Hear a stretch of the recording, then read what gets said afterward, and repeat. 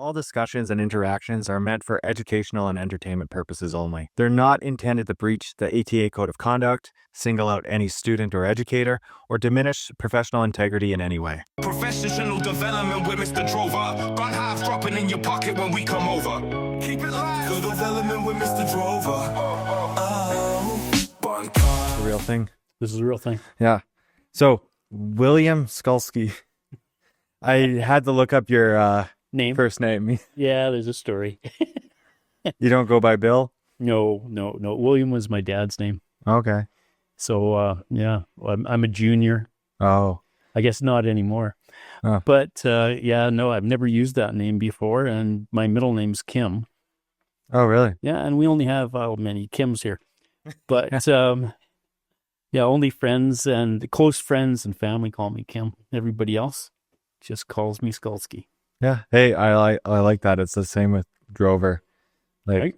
only my fiance and my mom call me Conrad. I was thinking about that the other day, and I was thinking, what's Drover's first name? Yep, Conrad.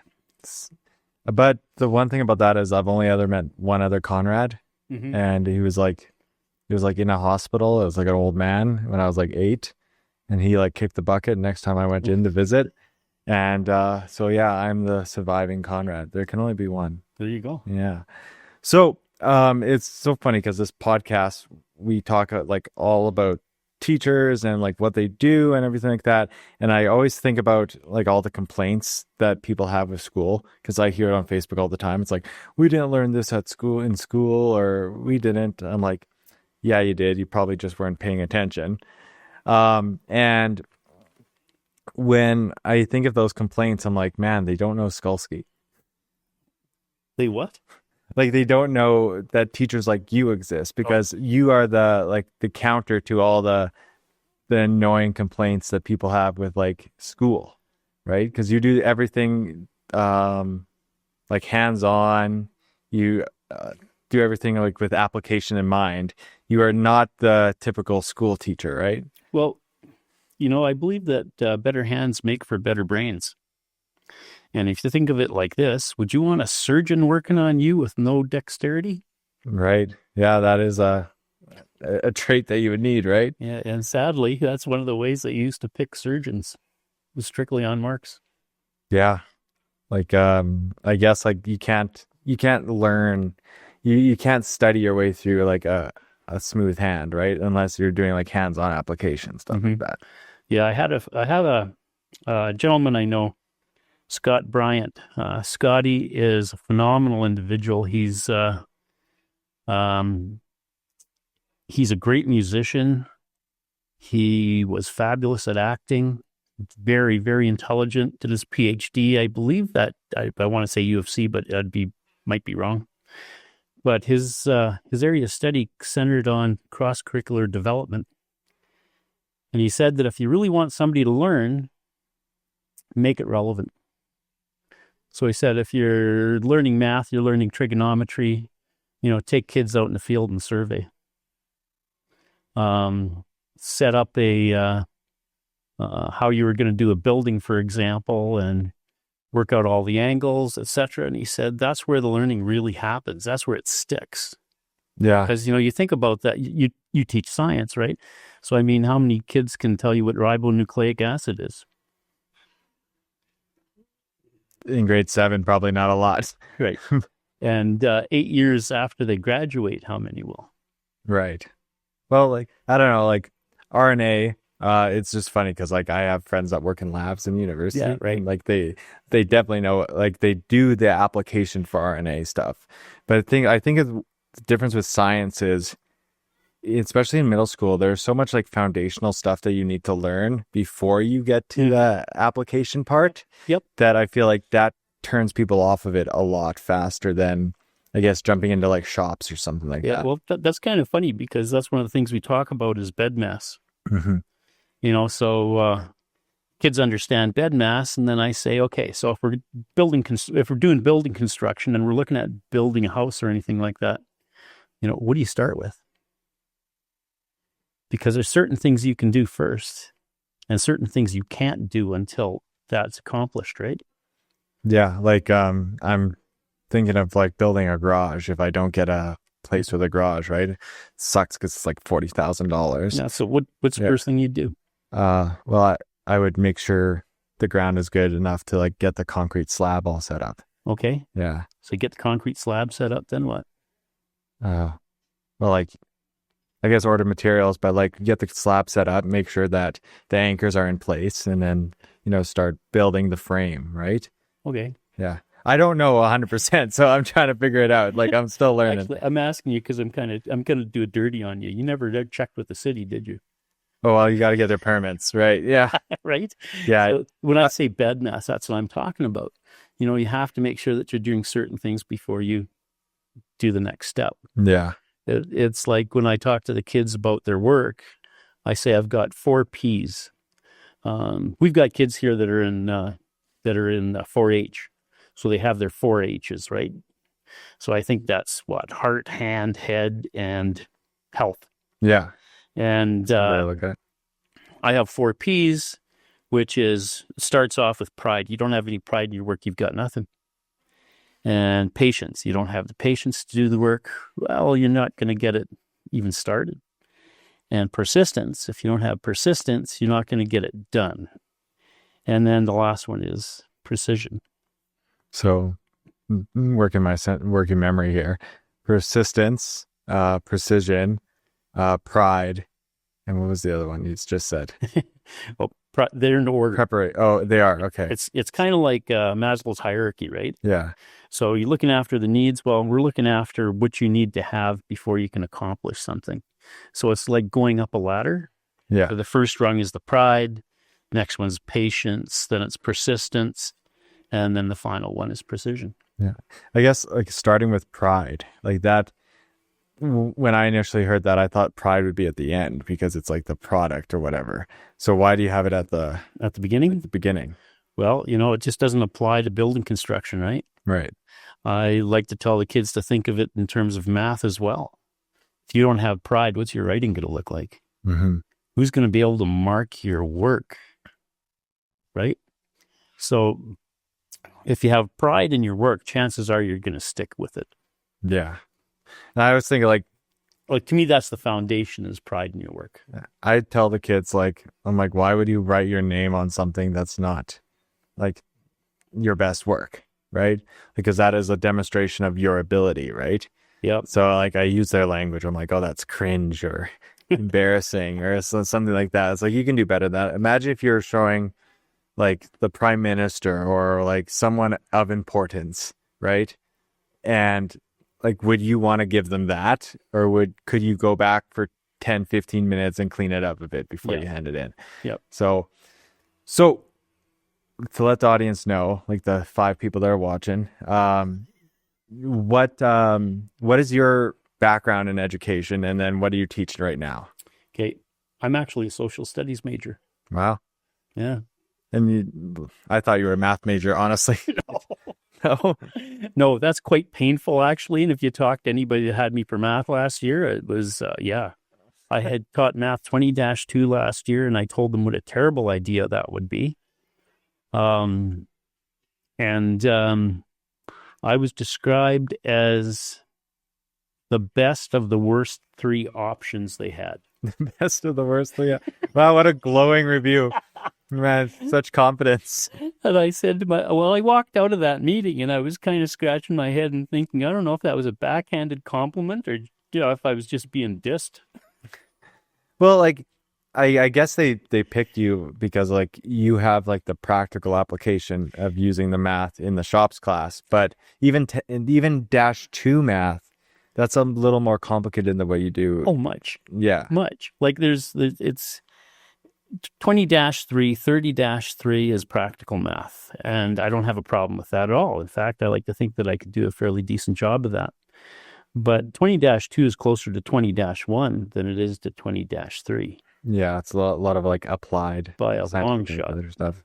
Yeah. Yeah, because for those who don't know, it's like -3 would be in Manitoba it'd be called consumer math. Mm-hmm, it's like right. fundamentals, do your taxes. There's like some stupid stuff there like temperature and like Fahrenheit to Celsius, but it's all like practical stuff. Like there's stuff that you do, I guess, in building anything. Like Pythagorean theorem is there, and it's built in a context where you would like. One of the examples I was helping out Mr. Porter or whatever in his math class, because I've taught -3 multiple times. A lot of the questions are like, wow, you have this wall and you want to build some siding on the wall. How much material do you have to buy? How much, and then you'd have to cut it. How much material you would have left over? And if you can only buy materials in these increments, then, and it would cost this much per foot, how much money are you going to spend on that? And this is exactly the type of math you would do when you're doing a home renovation or building a garage or something like that. Whereas -2, it's like, it is useful stuff to an extent, but it's like, I remember it because in Manitoba it's called applied. Right. But it's like compounding interest, doing like linear equations on your calculator to like do all that stuff. Yeah. Which is interesting too, but that's quite the jump when you're... Well, you know, when I think of math and I hear people saying, well, what do I really need math for? And I think of things like, well, you know, they had a jetliner, I think it left Montreal and was on its way to Edmonton and didn't get there. And that was when we went from imperial to metric. And somebody didn't calculate out the fuel correctly. Oh, no. And it's actually quite famous. It landed in Gimli, Manitoba. Oh, really? And it landed without fuel. With the Vikings, yeah. And the pilot actually side-slipped it to lose altitude and make the field because he's going to overshoot. But they landed with absolutely no power at all. And that's a jetliner. Yeah. You know, he did a fabulous job. But, you know, I think of the aftermath and the individual that sat down and said, well, I guess I got that math wrong. Yeah, when people like, especially I find in middle school, they get so annoyed that I'm like pressing them on units and decimal places. And I'm like, oh, why does it matter? And I'm like, a decimal place, like could cause an overdose if you're a paramedic. Oh, yes. Right? Or like you change your units, you know, you have to do emergency landing on a plane. Or like more practically, you don't have to go as crazy as that. It's just you waste a ton of money when you're doing your renovations because you screwed up how much wood or lumber you needed. Yep. Right? So I don't know, but that's what I think with the practical stuff is like they don't really get that until they have that practical experience. Oh, yeah. Yeah. I had a friend of mine that was that's a fabulous math teacher, and I mean fabulous. And he's Italian. I get to say, you know, anything I want about Italians because I am. And his dad worked construction, and this gentleman was laying out his garage pad, and he was out there with a calculator and a measuring tape. And his dad walked by and said, "What are you doing?" And he said, "Well, I want him to get this square." And he said, "And so what are you doing?" He says, "Well, I'm using the Pythagorean theorem to check this out. And, you know, it's getting close." And his dad slapped him across the back of the head and said, "You're an idiot." And he measured the diagonals and then just kicked the form a little bit until they were the same. Practical math. Yeah. But saved a ton of time. Yeah. Like I see a lot of people doing just like the 3-4-5 rule really quickly to get it done. Right. But he only knows it like through the math, right? Like the pen and paper stuff. I'm impressed you knew that. 3-4-5. Oh yeah. Well, my dad is a Red Seal in both millwright and welding. Oh, there you go. And he's worked in the trades in coal mines and pulp mills for his entire life. Yeah. So when you're talking about Pythagorean theorem and you walk up and you go, okay, so let's see, Pythagorean triplet will go 6, 8, 10. I'd have to do the math on 6. Is it 6, 8, 10? Is that the same as 3-4-5? 6, 8, 10? Multiplied by 2. Oh yeah. Wait. 6, 8, 10, 3, 4. Yeah. Okay. Yeah. Oh. Okay. Yeah, that works. Yeah. Man, you're putting me on the spot with the mental math, man. It's right after lunch, man. I'm doing my sugar crash now. I have to really think about that, by the way. But yeah, no, like practical stuff like that, I find, and like right now I'm in the middle of like buying a house. Right. So I'm like thinking about, okay, if I buy this house, I know it needs this much work, but if it's 50 grand cheaper, then can I offset like the price? And like, it just takes a little more elbow grease, right? Yep. So for me now, being like just in my 30s, like I'm finally now, this is where the time where this math is coming into play, right? But in your program, and like you teach shops here, you're getting kids to experience like that problem solving way earlier than 30, right? Well, I'm trying. Well, I saw They you always take. the other day. You a kid must have brought in his dirt bike or his mini bike or whatever, right? And I literally saw you teach, and it was wild just to like be a passive observer about it. You were talking about like, why did it choke out or whatever? Why did it stop running? Well, because they tilted it or something, and the fuel like sort of, I don't know how you explained it, but you said like the fuel tank like tilted a bit or whatever, and probably didn't get the fuel into the line or something like that, and it just Into the carb. yeah. I got a lot of trouble for this because people don't realize how much time I actually spend on computers. So I work with XYZ Technologies. So kids right now, for example, 7s and 8s, they're working with ordered pairs, and they're writing G code in order to use a CNC. And it's pretty basic math. You just have to think about where you are in space, right? Right. And in math, we have this tendency to think about everything being 2-dimensional versus 3-dimensional. But I wrote a letter to the editor of a newspaper once, and it had to do with this reporter that went into a school and saw all these brand new computers. Computers were pretty new at that time, and said how wonderful they were and how, well, education will just be taken over by computers. We're going to be doing some fabulous, fabulous things. And I laughed because, of course, none of our computers worked. And, so I wrote a letter to the editor regarding technology. And I said, technology is interesting, but, like we take a look at the school board I was working for, and they defined technology as computer technology and telecommunications. Electronic. Yeah. You're using technology to define technology. It kind of doesn't make sense, And I said that my view of technology is that technology is manipulation of time, space, and resource. Yeah, it's intelligence. Yep. Yeah. So if you think about some of the most important technology used, it's not necessarily electronic, it's organizational. Yeah. Well, I would say like I tell my kids like technology, like the pencil, a hammer, right? Anything you manipulate and make. What did I say? It was like anytime you manipulate nature to do something that you want it to do, like will it to do, whenever you impose your will on nature and like manipulate it to do something that you want to do, like that is using technology. That's making technology. Yep, that's right. Anyways, one of the things I said was, somebody said, that's not necessarily a positive definition, the manipulation of time, space, and resource. And I said, well, it's not meant to be. I mean, how often do we screw that up? Yeah. I mean, look at Einstein. What did Einstein say about technology? It's like an axe in the hands of a pathological criminal. Yeah, that old great power, great responsibility thing. Yeah. Right? So I went and I wrote this response, and it was just a letter to the editor, and they called me up and they said, yep, we're not going to print that as a letter to the editor. And I said, okay. I said, that's fine. It's just, just getting some things off my chest. And they said, yeah, we're going to do that as a guest column.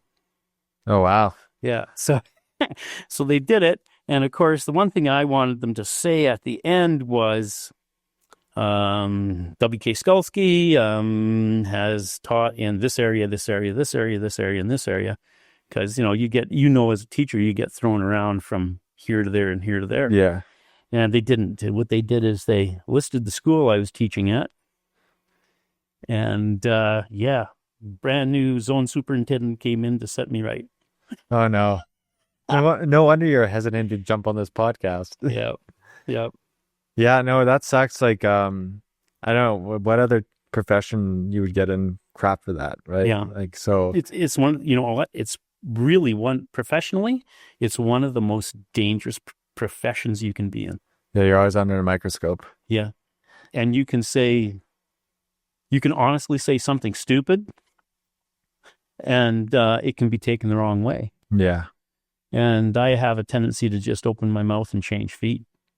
So, it happens from time to time, but I think I've been really fortunate that very few people have ever taken anything I've said out of context. Yeah. Right?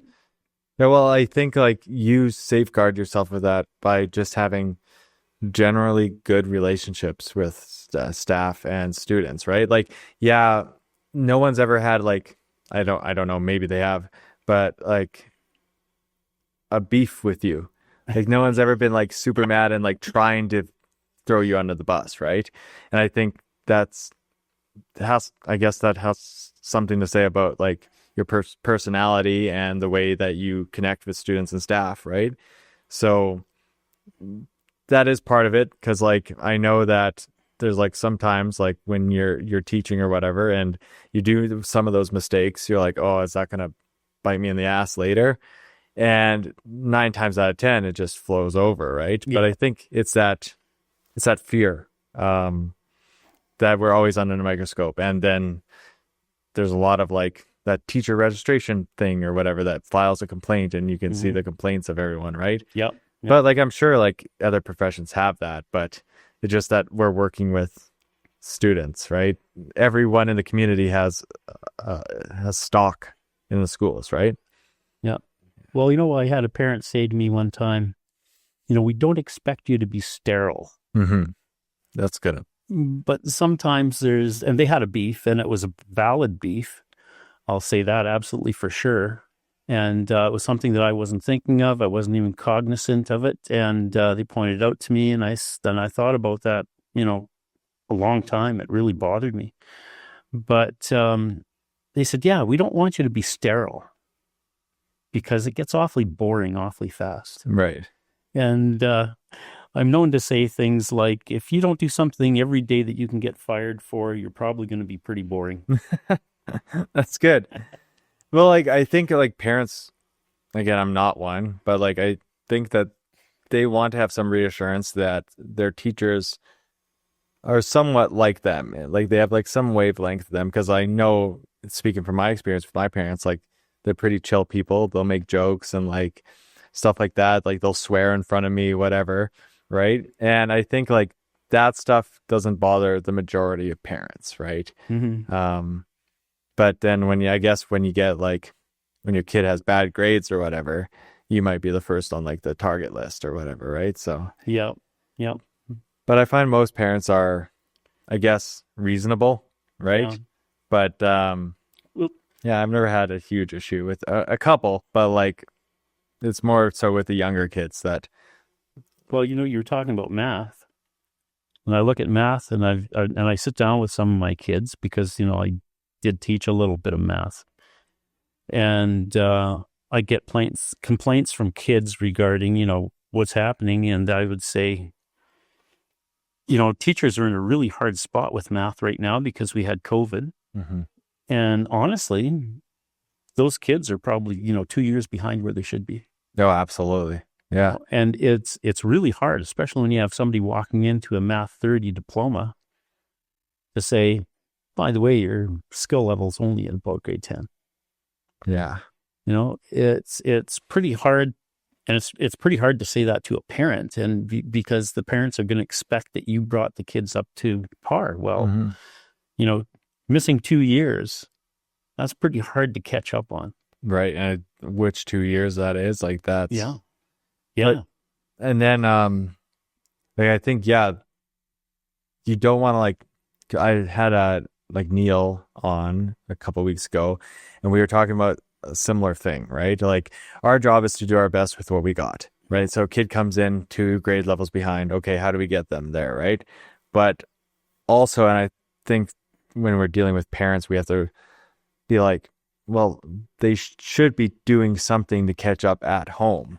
But then you have to realize that every parent, like life is difficult for everyone, right? Yes. So everyone has you have that instinct to point fingers all the time, right? And I find like that's sort of the conflict when you're dealing with parents, when you're both trying to help a student, but both everyone's having a tough time, and then it's everyone's each other's scapegoat half the time, right? So I find that is the biggest struggle that we have to do when we're trying to do what's best for kids, is organize ourselves and everyone, all the adults, to do what's right to get the kid to be successful. Yeah, I think sometimes we need to have a big banner during parent-teacher night that says, let's share the blame. Yeah. Well, I'm sure, I know some parents would just love that. So, like, okay, we got sidetracked, but you said you have a degree in social studies? Social studies, yeah. Social studies. So how did How did I end up here? how did you end up here? Yeah, like how did you get, like, did you teach social studies for a couple of years? You know, I went to U of A. U of A had a program on vocational education. I had my ticket in construction, so I'm a Red Seal journeyman. Mm-hmm. And I applied to that program. I didn't get in. I don't know why. It still bothers me to this day. And I mean, that was only 40 years ago. But the registrar, when I was talking to them, they said, well, do you want to do a 4-year degree? And I said, sure. And my interview for that was all of about 30 seconds. And they said, send us your money, which I did. And that's how I got into education. Nice. You know, that's U of A versus Calgary. When I went to Calgary, they put all kinds of stipulations because I wasn't a very good student. I was a terrible student in high school. My brother and sister, you know, they're both, well, my brother's a surgeon. My sister's a doctor. And I looked at the work they did and I thought I could never, ever do this. But when I decided that, you know, maybe I wanted to be a teacher, I went to U of C and I applied, and they said, well, you know, you need Math 30, which you don't have. So you'll have to get that done before the first semester's over. And you have to be in general studies. I said, okay. I said, so what happens from there? I said, I would, you know, I want to go into education. They said, well, you go into general studies and then you apply to education. And your credits get carried over to that program. Same with me. Yeah. And I said, and if I don't get into education, well, you can continue and do a 4-year degree in general studies. And I said, and I can do what with that? Yeah. And they said, well, you want to go into education. What area do you want to specialize in? And I said, social studies secondary. And she said, we let more people into the faculty of education. Now, keep in mind, I'm the youngest in my family. So, I mean, I've seen what my brother and sister had to go through. And I said, well, okay, I'll do that then. And she said, but that's not how it works. And I thought, my God, do I want to even associate with people who can't see that that was actually, you know, sarcasm? Yeah. Yeah, so that's how I ended up getting a 4-year degree. But I went for my interview with one of the school boards, and, you know, I don't have filters that work all the time. And my interview kind of went like this. They said, what's your major? And I said, social studies. And they said, anybody can teach social studies. And I thought, well, thanks a lot. And they said, backhanded compliment again. Yeah. And they said, what's your minor? I said, learning resources. Oh, no. And they said, what's that? And I said, well, chances are if you ask, you don't need one. Yeah. And they said, do you have any other skill that might make you more anything? Anything. And I said, well, I've got my ticket in construction. I might be able to substitute teach and shop. Yeah. And at that point, this isn't much of an exaggeration, but I say that they grabbed me by the tie, threw me on the floor, sat on my chest, and wouldn't let me leave. Really? Well, because that's an at-demand thing. like this is what every school that I've worked at, except here, because like you've been stationed here, they are at a deficit for shops teachers. Mm-hmm. Because the way I look at it, if you have like a journeyman or a red seal in something, you're making way more money doing something else, like most of the time, right? Like my dad, like if I count like, well, probably not hourly, but like he works 12-hour days or whatever, right? He's making more money doing that than he would be teaching, and he doesn't have to go back to school for 2 years to do it. Yep. Right. Right. So like it's that extra bit of school. Like most people that are trained like journeymen or red seals in any sort of construction area, they don't want to go back for 2 years of education.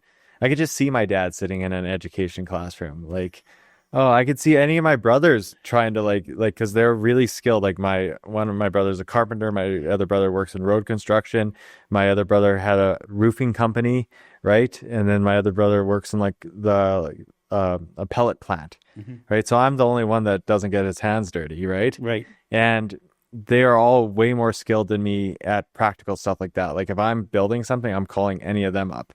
But there's no way in hell that they would ever sit through like social constructivism, like PD day, without losing their minds or getting arrested. Like it's just, so having that mix of people like in that specific formation of having those qualifications is rare. And it just so happened that you already had that ticket. And then, so did you learn as you go after that? Like, did you get more certification? You know, you learn every day, right? Yeah. And in fact, in my classroom, I say that one of my philosophies regarding education is that everybody's a teacher, everybody's a student. If you're not learning something from your students, you're not looking. Yeah. Yeah.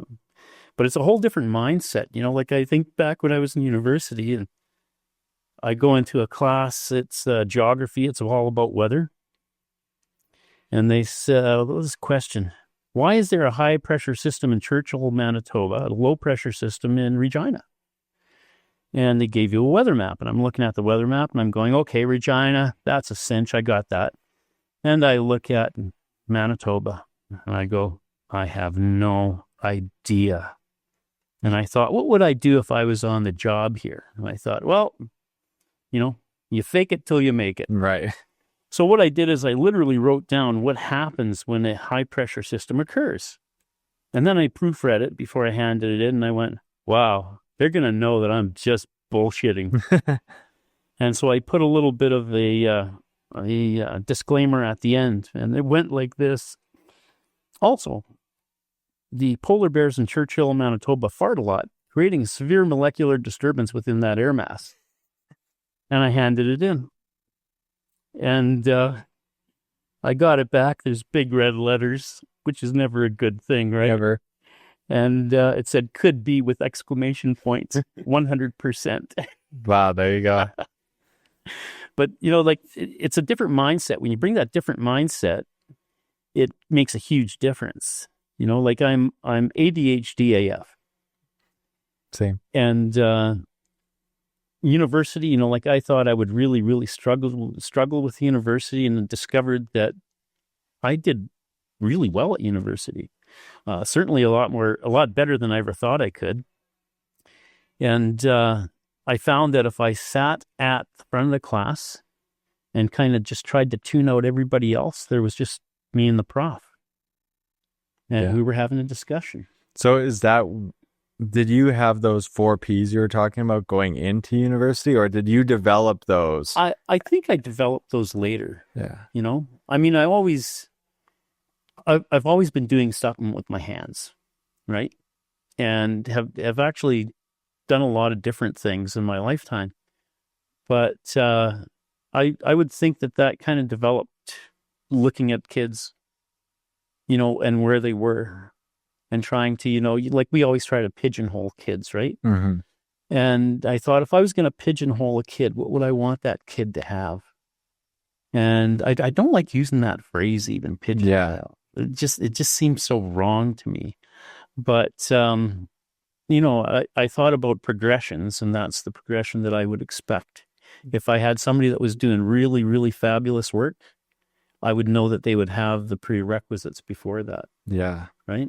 Like I always think about like when I'm looking at a kid and like I'm thinking of what they need, like the first thing I think about is like, well, what would I have needed in that grade, right?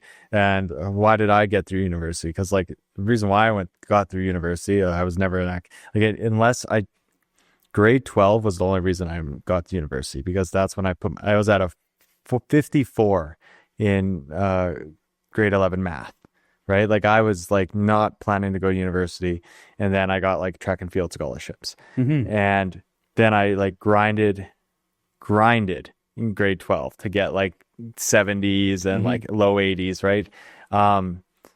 When I was in university, instead of just being surrounded by phys ed kids or education kids, I had the track team. So my friend was a lawyer. My friend was like an engineer.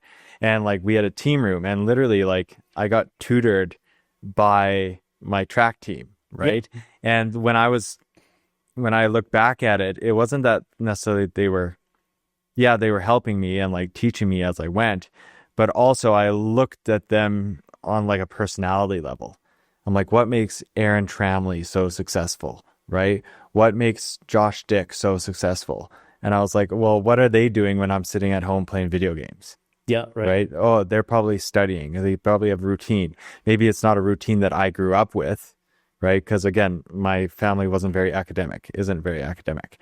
But I'm like, maybe I can pull some traits from these people. And then so now when I'm seeing my grade 8s or my high school film studies or comm tech class, sometimes it's not even about what I'm trying to teach them. It's about, okay, what are some traits that you could utilize to be successful here? Right? Like, and then I think you nailed it on the head with those 4 Ps, right? Well, you're talking about networking, right? Yeah.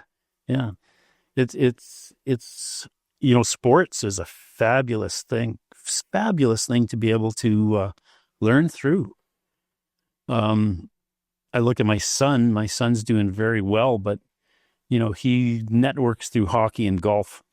Yeah, and he said at one point he was doing more business on the golf course than he was in his office. Yeah, there you go. Because it just works so well. Well, I think like golf, I can't attest to anything, but hockey, I have an idea. But in track, one of the best buy-ins that I had, and like all those people telling me you should be doing this, you should study this, do it this way.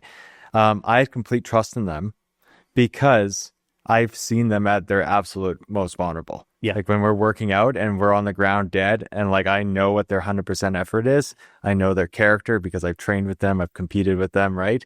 So when they tell me something, I listen. Like I locked in because I knew what type of character they had, because I've absolutely seen them work 110% on something. I've seen them fail at something, and I've seen their character, right?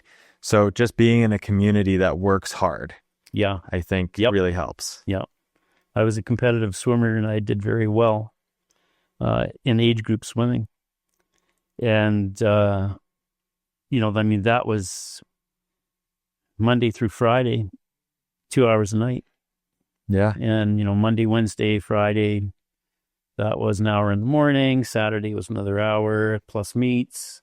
I mean, my life was consumed. Yeah. Intervals all day long. I didn't like swimming. Yeah. I mean, it was the one thing that I really excelled at, and I really didn't like it.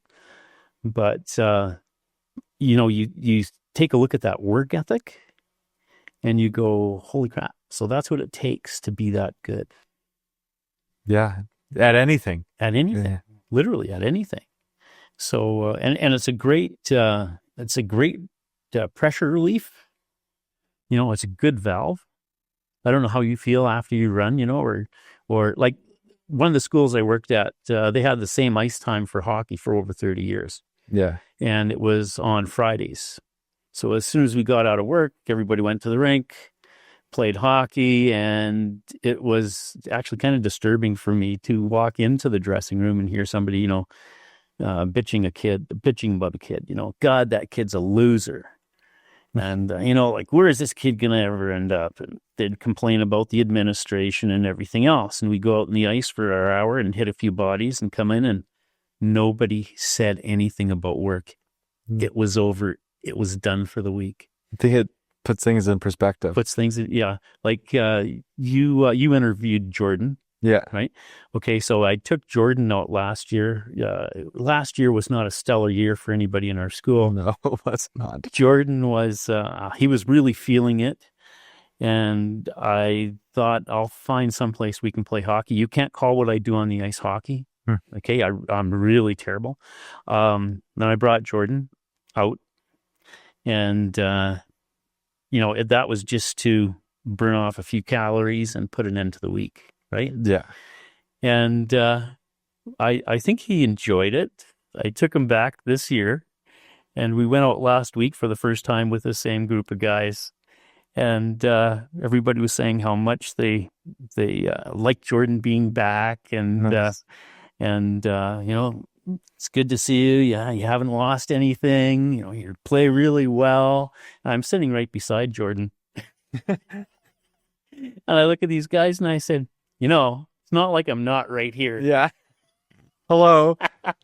And that was really, well, if you want to come out, you have to bring Jordan. Yeah. But, that release is so important. It doesn't matter if it's sports. It's got to be something, whether it's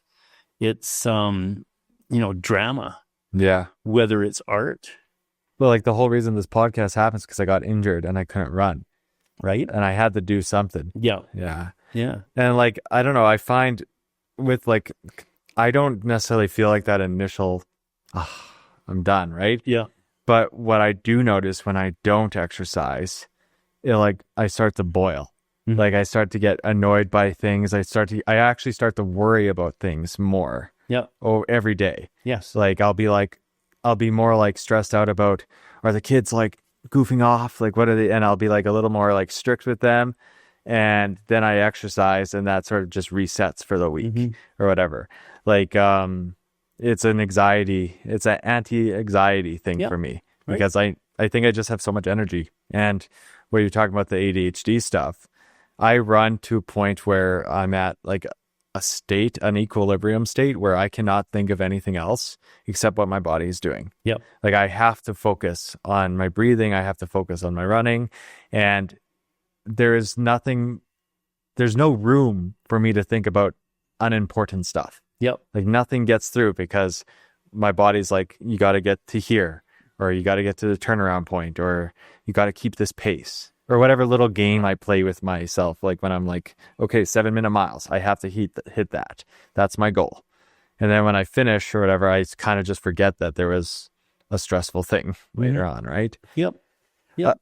I want to like talk about it because this was one thing that I was thinking about when I knew that we were going to talk, was that me and you have a similarity where we're in like sort of I would honestly call the digital video production a trade now. Yes. It's just, yes, absolutely. Sure. a big one, and it's growing. And we get lots of kids that are not interested in our stuff, and we're like very passionate about it.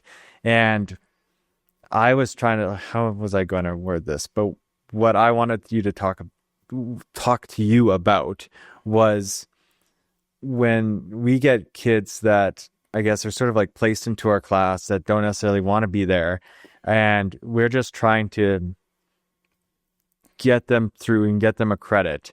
And we know that this is not their career path. Like maybe it will be, but a lot of times it's not. Like how do we show them enough where we give them get the basics of the credit that they would need it, right? But also not, I guess, make their life extremely stressful. Yeah. Yeah. Well, to me, that's going to be one of those attendance, how would I put it? Exposure things, right? So if I have a kid in my class that doesn't really want to do anything, the very least I can do is say, okay, if you're here, this is what we would do with this.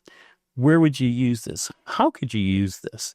Could you generate an income from this? Right. Could you, could you use graphics, for example? Because we do, like I said, XYZ technologies. So vinyl cutters, 3D printers, laser engravers, CNC. Where could we use that and make it relevant in life?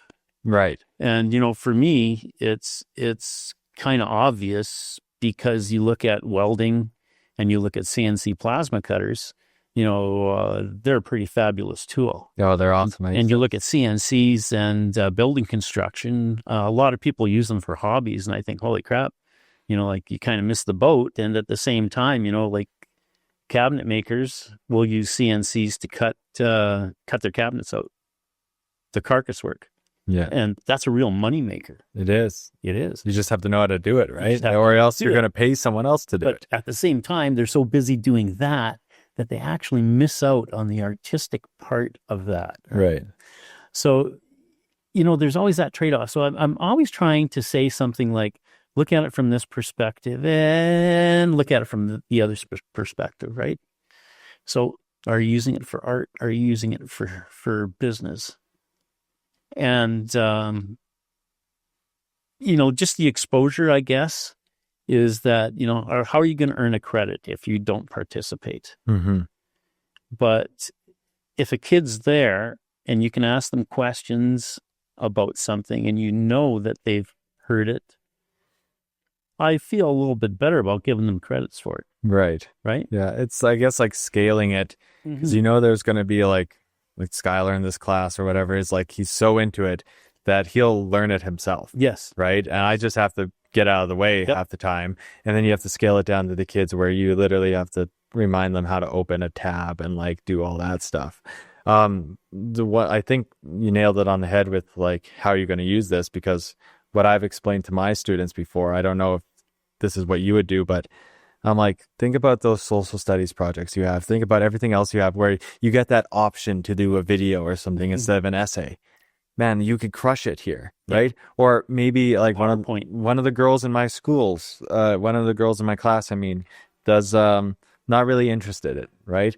But wants to have like a makeup business. I was like, you are going to pay someone to make your Photoshop stuff for you, or you could learn how to do it now, right? Marketing is a huge thing, right? Sure. Or the kids doing the play, they had like an interview with like the principal or whatever, and I cringed really bad because I was like, they just had the camera with no mic or anything set up, and I knew it was going to be awful. I'm like, man, we are right here. Like we could have like set up a light and we could have put in like, but like it's all the stuff that like I'm thinking about. They want their main thing, but there's so many little things that go into that you would eventually have to pay someone to do. Right? That's that ladder I was talking about. Yeah. Right? How do you get to the top? You start at the bottom rung. Yeah. And just like learn the base. Like sometimes I've given a credit to a kid. His group project contributions was holding the boom mic. Right. But is that important? It is. Yeah. It is important. And he was there and he saw all his other peers like working and like he's learning from something. Right. Yeah. And I knew this kid wasn't going to go into this field. Right. But who knows, 20 years down the line, it's like, oh, a little bit of audio. How many people do you know became what they wanted, what they said they were going to be in like grade 8? Yeah. Do I know any of them? Right. Yeah. So to me, education is really just options for life. Yeah. Right. You don't know what you're going to do. I knew one guy who said he was going to be a lawyer in grade 8, became a lawyer. And I ran into him at a conference, and it was just in passing really quickly. And I was kind of fooling around with him a little bit, not trying not to let him know that I actually recognized him. Right. Yeah. And I went running around afterwards looking for him. I couldn't find him. And I thought, well, this was at a PD day. And I'm thinking, well, there's got to be something here on education and law because he's a lawyer. Yeah. Well, it turns out he hated law. So he wasn't there as a lawyer. What was he there for? Well, he retired from law and became a teacher. Oh, there you go. And, that was literally the only guy I knew who said he was going to do something in grade 8 and did it. Yeah. Yeah. Well, even he changed it. That brings me to like a thing, like as I'm not there yet. And it also doesn't help that I keep changing schools, but like you've been working as a teacher long enough where your middle school students have now graduated and now are working in the profession, sort of age you, but but like that's something that I have not experienced yet. And like, do you see like your students like come back or you speak to your students and like, hey, I'm this, and this now, and do you feel a little bit of pride in that, or like some satisfaction? Some of those are actually tearjerkers for me, because it's funny you said that, because last week I got an email from one of my old students. Oh, that's awesome. And he actually just sent me an email to say, hey, thanks for being the guy that you were. Thanks for listening to me. Thanks for giving me a little bit of guidance, et cetera, et cetera. It meant everything. And I'm thinking, I hope I remember everything about this guy. But I don't. Right. With so many faces. There's so many faces. And I'm at that point, I'm terrible with names. Yeah. Just terrible. I've always been. And, but that happens all the time. I mean, one of my old students is he's the head maintenance guy for one of the largest school boards in Canada, I think. And he said to me, and this guy was an awesome student, and he said to me one day, you know what I remember about your class? And I thought, oh, awesome. Somebody remembers something from my class. This is going to be really, really profound, because I used to put up, quotes on the board on Mondays, right? Yeah. So I'd leave it there, and every one of my classes would go through. We'd spend 5 minutes talking about it. I mean, it could be never let school get in the way of my education. Yeah. Samuel Langhorne Clemens, right? I would do something like that, and we'd chat about it. And I thought, it's got to be something like this. I just know it. Well, my wife and I love my wife dearly. We don't always get along. And occasionally that kind of leaks out, apparently. Because this kid said, I remember the day you walked into our class and you said, all women are agents of Satan and my wife is their queen. And I went, That's wow, what he remembered. That's just going to sound so bad. But it was true. That you said Satan? that I said that. If my wife ever sees this, I love you, honey. But yeah. Well, like the big thing there is, right? You don't have kids come up to you. Oh, Mr. Skulsky, thank you for teaching me XYZ technology or whatever. Yeah. Right? They don't remember what you taught them. They remember how you made them feel. It's the relationships. Right? Everything. Like people don't recognize or actually even know what we go through as teachers and relationships. Like the relationship is everything compared to the Pythagorean theorem. Mm-hmm. Right? They'll remember that over anything they ever learn academically. And like they'll remember your processes as like just a functioning adult too. Yeah. Like they'll remember like how your social relationships with talking to other students, other staff, they look at you and how you solve problems. Like when you help them, they look at you, how you solve the problem. They don't look at the problem itself. They look at, oh, this guy's looking into something for me. This guy's trying to figure it out. Right. And that is like that role model aspect to it. Like we are just modeling being an adult for them half the time. Problem solving. Yeah. And like once we get the problem solving into them, they can learn anything they want. Right. Well, we do that in mechanics, right? Yeah. I mean, kid comes in, he says, hey, my car's not running. It's doing this, it's doing this, it's doing this. And I said, okay, so what do you think it is? And they'll say, well, I don't have the slightest idea. I said, okay, so where do you find information on that? Now, at one point in time, we'd have all kinds of diagnostic programs and subscriptions and all kinds of stuff that was actually pretty pricey. And I would say, look, go to Google, put in your vehicle, put in the year, put in the symptoms, search that, and see what pops up. And if that pops up repeatedly, that's probably what the problem is. Yeah. Right? Trial and error too, right? And the whole thing is not about, as somebody said to me, it's not about learning. It's about learning to learn. Yeah. But being able to search the information out, I mean, it's like the internet is this wonderful information highway that's got a bunch of red light districts and back alleys, that kind of stuff. But at the same time, I mean, you've got the world at your fingertips if you know how to use it. Yeah. And kids don't even know what italics mean. Well, it's the biggest library right? ever, and it's just unsorted. Boolean search engines. It's amazing. I think I had an assignment one time where I said something about what's the ignition timing of a 1956 Chevrolet Bel Air with a 327 and a 4-barrel. And if they do that search correctly, it's actually a line from a movie. No, really? Nice. My cousin Vinny. Oh, Vin Diesel, yeah. No, No, that's Joe Pesci. Oh, right. She? Okay, what Yep. am I thinking? And Marissa Tomei. Yeah, yeah. It's a fabulous scene, and the kids, if they did the search right, they would see that I'm really kind of poking fun. You're right, yeah. But no, everybody tries to find the timing, and it doesn't exist because it's a trick question. Right. Yeah, which is what it's all about. Yeah, how have you like used like ChatGPT and stuff like that? I have not used ChatGPT. So like, I know it's new technology, so everyone's always scared of it. But like, I would like ask those questions to ChatGPT. Yeah.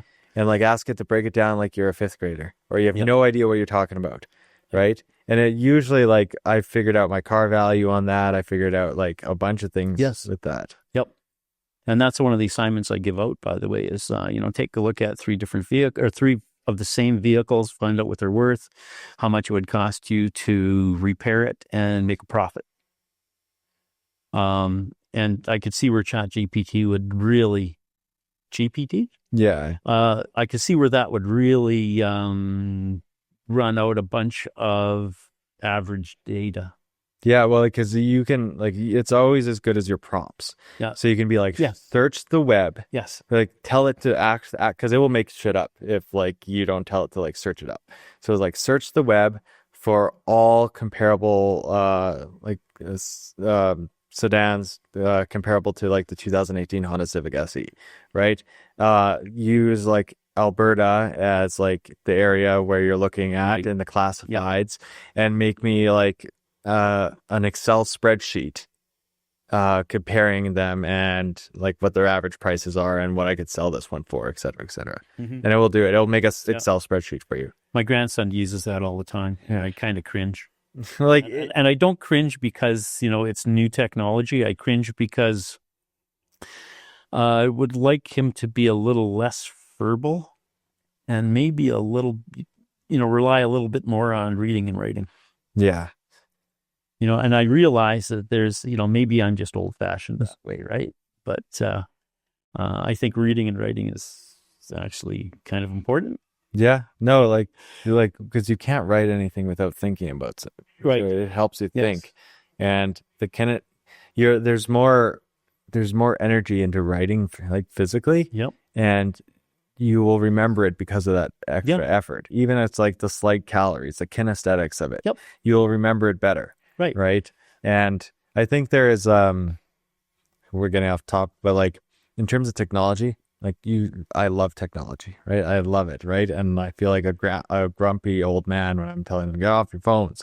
But the one thing that I think, so my generation is like the pioneers of tech, of digital pioneers. We started with VHS and then we moved to streaming, right? We started with like CRTs and moved to like HD TVs, stuff like that.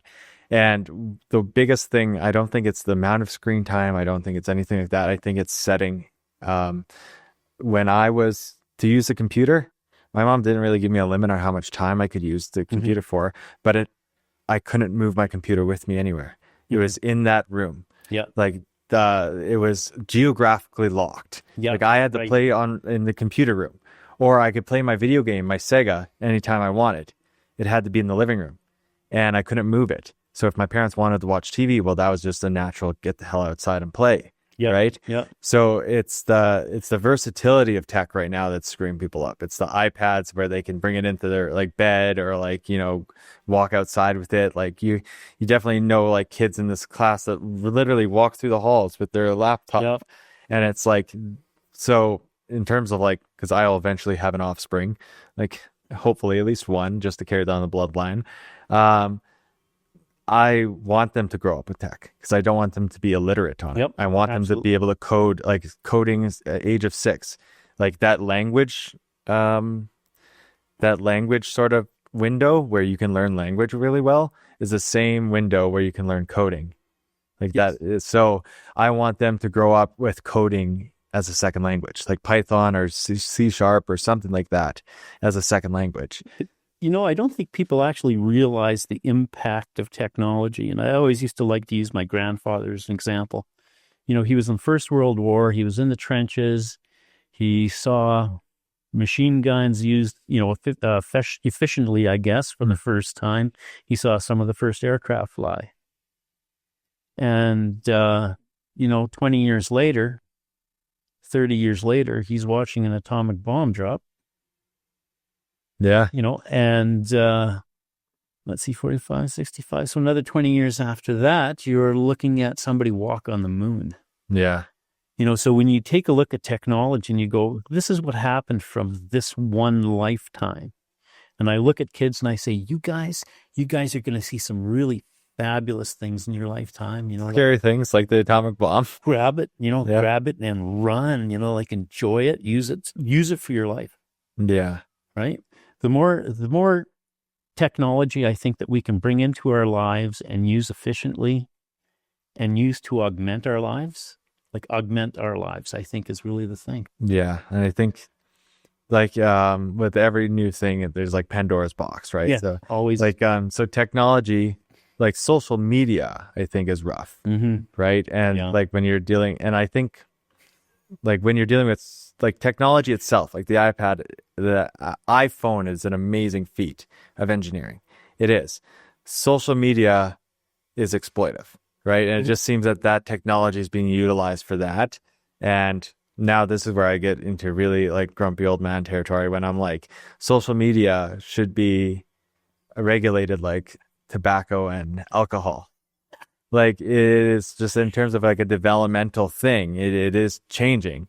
But what I find with like new parents that I talk to or people that didn't grow up with technology the same way I did is that they don't differentiate those two things. Yeah. They think technology bad because social media is bad. But technology isn't the bad thing. It's just being used for social media. Utilized. Yeah. Yeah. So I don't know. It's interesting. And then, but yeah, like Neil Sandham was on the other day and we talked about how people like 3D printed homes. You can you can drop a 3D printer down into like a war zone and print out like a stent or a medical apparatus, right? Or you can like create something that filters like contaminated water. Like there's so much technology that is for the good, right? Yeah. And then again, the better we get at technology, the better we can like sustain, like the better we get at technology, the better we can fix the crap that we've messed up with technology. Yep. Oh yeah. My brother's a surgeon, right? Yeah. And they used to call him the Wonder Boy because of his abilities. And he was really well respected. And I get asked all the time, are you related to Dr. Skulsky? And I have to go, yeah, which one? And they go, well, there's more than one. And I go, yeah. And I was in our local hospital because I banged up my shin really good, and had an intern there. And she said, "Are you related to Dr. Skulsky?" And I said, "Yep. Which one?" And she said, "Sam." And I went, "That's my nephew." Oh, wow. That was the first time I was asked that. But I really laughed. But Sam is following in his dad's footsteps, and he's looking at doing surgery, and he's not using the same tools his dad used. He's using joysticks. Yeah. Right? That was a lot. So, like you talk about that, being able to use technology in such a good way, like, holy crap, that's fascinating to me. Like being able to use a CNC to cut bone, being able to use a 3D printer to print teeth. Yeah. That's incredible to me. Yeah, man, like 3D printers in particular were something that I just like thought was sci-fi. Yeah. Unfortunately, people don't understand how they operate as far as what you can do and how long it takes. Yeah. So if I take a 3D printer, like we've got 1, 2, 3, 4, 5, 3D printer sitting here. Right The there. maker bots and like Yeah, maker bots, and sorry, maker bot, I hate them with a passion. I mean, I go out and I get a generic 3D printer that costs a tenth of that, and it does a better job, and that just really bothers me. Yeah. Why are we spending that kind of money? You just got caught up on the sell. Yeah. Or like Oh, not me. That was purchasing. Yeah. But it's people don't understand that something this big could take 2 hours to do. Oh yeah. I think it's right now. Think of how much layers it is, Yeah. right? Yeah. Yeah. Or like you see those epoxy 3D printers. Yes. Like those things are wild where it's just the pool and then it sort of just grows out of it. UV light. Yeah, that is wild. Like I was looking at like cosplaying and like that to get a really smooth one without, because you could use like, I've seen people use like wood filler to like smooth out like the layers and that, but epoxy just comes out like super clean. But we do got to wrap this up because A, it's next block is starting, but B is coming on to an hour. I got one more question for you, and this is usually what I ask most of my guests. What is one thing about your profession that is not really portrayed or given light to in the media? Oh, it's the relationships by a long shot. It's how do you describe something where you look at kids and they're an extension of your family? Like I'm at that point in my career where I walk through the school, I look at you guys and I go, well, these are like my kids. And I look at my students and I think these are like my grandkids. Yeah. But honestly, I mean, if I didn't look at you guys and the kids like that, I would probably want to kill something. Right. It's those relationships are everything. And I mean, everything. How do you like coming to work? Well, I mean, if you work with people you didn't like, it wouldn't be a good thing. And we have exceptional people here. We've had exceptional people here. And, to be able to continue those relationships it's a gift. It's just a gift to be able to work with people that I work with. Oh, thank you. Well, very well said. Thank you, Mr. Skulsky. You're welcome. All right, awesome. Thank you for tuning in to Professional Development with me, Mr. Drover. I hope you found today's conversation insightful and inspiring. If you enjoyed this episode, be sure to subscribe, leave a review, and share with your fellow educators. You can also connect with me on Instagram or via email to continue the conversation and share your thoughts. Well, until next time, keep learning, keep growing, and keep making a difference, both inside and outside the classroom. I'll see you in the next episode.